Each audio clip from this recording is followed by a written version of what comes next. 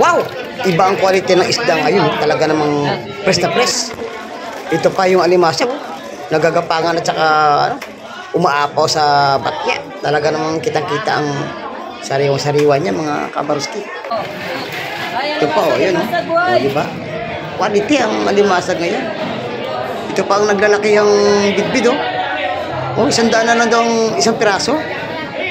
Mura. Ito pa bagong dating. Sa lengga or sa salay. Iba din. Ito pa yung hipong swahe. Grabe. Ito pa yung dagan pa. Ito pa yung talakito. Hindi na maawat talaga. Good morning mga kabaroski. Kakarating lang natin dito sa fish terminal dito sa Palengke. Saktong alas 7 ng umaga ngayon. Taalamin natin dito ang mga presyohan ng mga isda at mga isda na galing sa laot mga kabaroski. Alamin natin kung anong isda ang nandito ngayon.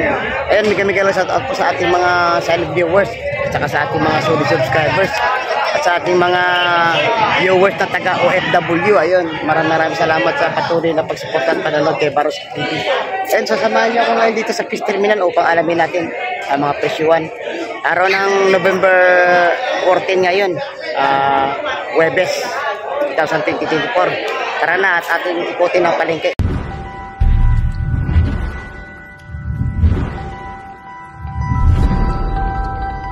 Ayun mga kabaroski, napakaraming bangka na dumating ngayong umaga. Ayun, nagbagsak sila ng isda dito sa fish terminal. Ayun, at may mga dumadating pa. Ayun, may mga kay-akay na timba at may lamang isda yan. Alamin natin dyan sa fish terminal sa palengke. Ayun. Dito alamin natin kung anong isda ang ibinaba mga kabaroski. Idol, magkano bang alimasag? 200. Yun, 200 ang kilo ng alimasag. At doon naman sa badang dulo ay 150 ang tupukan ng bakoko, malaway at saka alimasag. Yun, 150 sa alimasag pagka tumpukan mga kabaroski. Ayun 150 malaway, 150 bakoko. Lipat naman tayo dito sa sa isdang talakitok. Yun. Ayun mga kabarski, pinag-usapan pa kung magkano ang kilo. Dito tayo sa kabila. Yeah. Ayun, itinakta. 200 ang kilo ng isdang talakitok. Ito pa, may isinalin pang bagaong. Fresh na fresh from the sea mga kabaroski. Dito nyo lang makikita yan. Ayun, ikinilo. Maya magkaroon niya ng dyan, bilihan. Dadaanin sa bulong-bulungan yan mga kabaroski. Ito may isang lengga, isang timba. Ayun. Ayun, may pusit doon sa dulo. Ayun. Dito sa kabila ko ay merong bidbid na inilatag at saka katabi ay isdang kabayas. Ang sarong-sariwa ay mamali. Mamali ito pala mga kabaroski, hindi ito bidbid. Yun.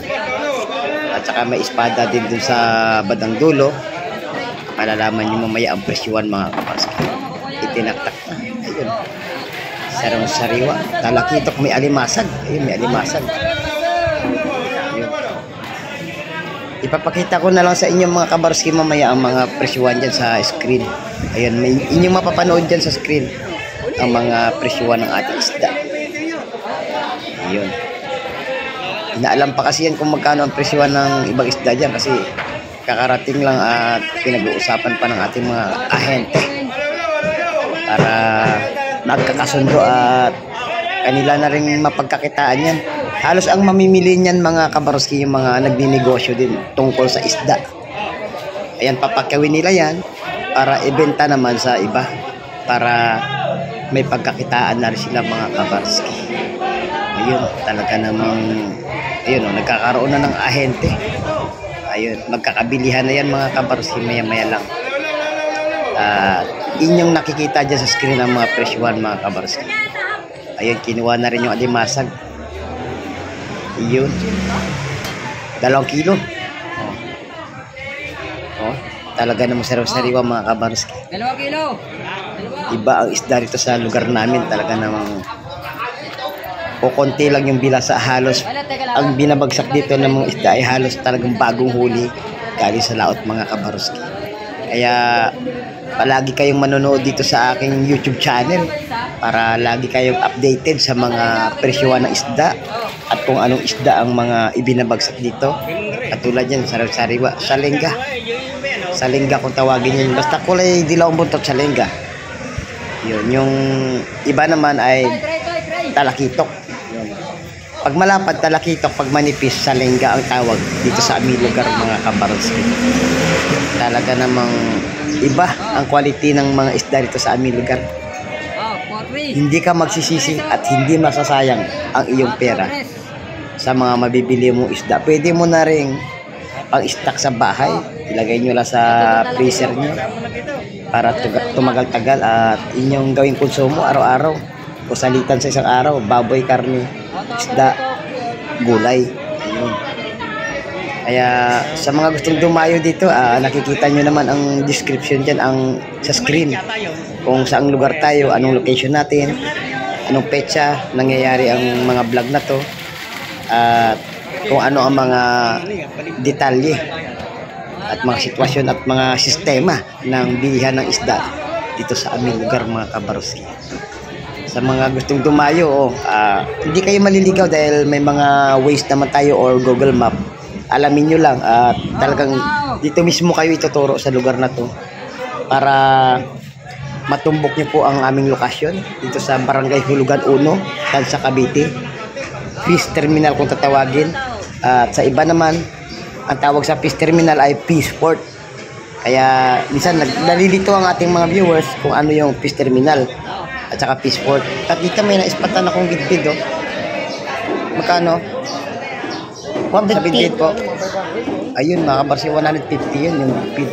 Ito namang bako ko ay 150 ang tumpok, sa per kilo ay 250. Itong espada ay 150 ang tumpukan. Dito naman sa nakabalot na sekoy, salay-salay at saka bagaong ay 120 ang kada balot nun. Ito naman mabibili natin ng 150 ang tumpok ng lapu-lapu, alimasag, kabayas at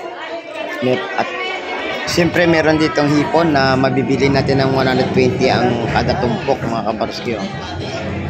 Mura ngayon ang hipon kasi mga nakarang araw mga kabarski. Meron ditong lawlaw o tamban na binibenta na lang ng 80 ang tumpok, may 100 conforme sa dami mga kabarski.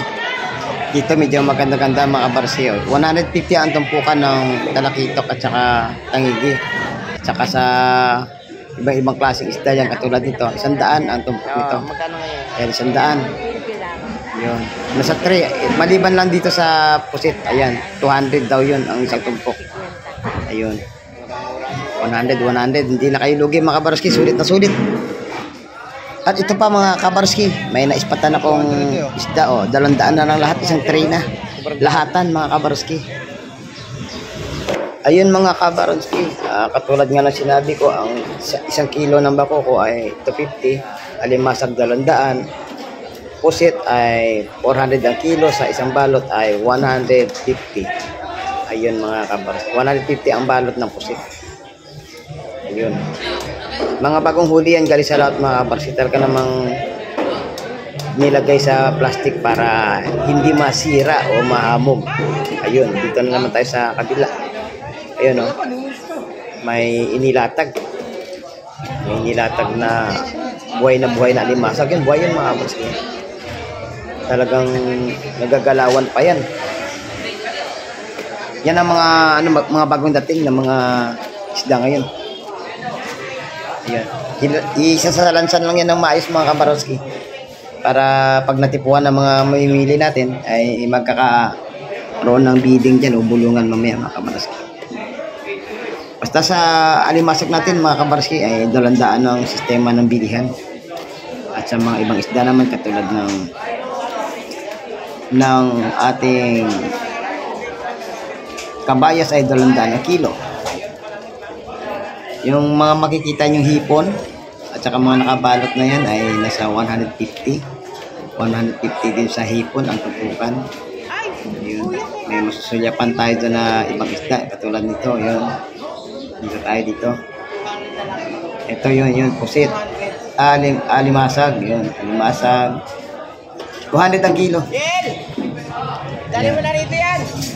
Ito sa Lapu-Lapu, 450 ang kilo. Ayun sa Bakoko, 250. Ayun, 250 ang kilo. Yun, may ano dyan, may pugita.